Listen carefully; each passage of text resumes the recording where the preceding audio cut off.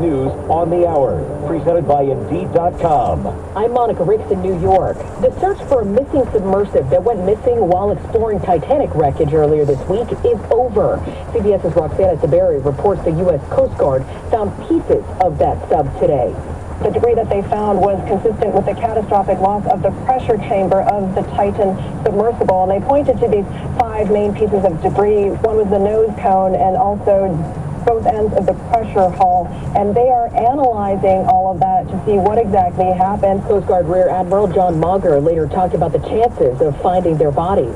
This is a incredibly unforgiving environment down there on the seafloor, and the debris is consistent with a catastrophic implosion of the vessel. He offered condolences to the family.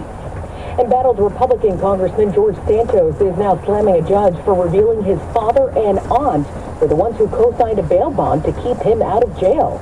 My whole thing around keeping the sureties secret was for their safety.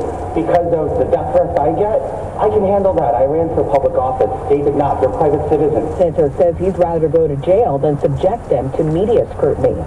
President Biden isn't apologizing for what he said about China's president. It was Tuesday at a closed-door fundraiser in California when the president called Xi Jinping a dictator. Beijing has reacted by summoning the American ambassador for a formal rebuke.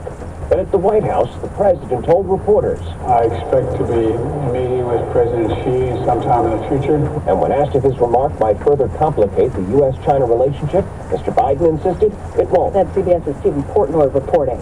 Google has pledged $20 million in grants now to extend cybersecurity clinics. The company wants to introduce thousands of students to potential careers in cybersecurity, while also helping to defend small government offices, hospitals, and nonprofits from getting hacked. Americans are now living longer. Here's CBS's Kimmy McCormick.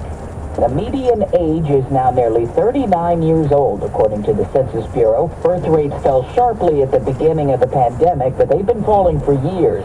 Maine has the oldest population, Utah the youngest. Experts say birth rates really plummeted during the pandemic.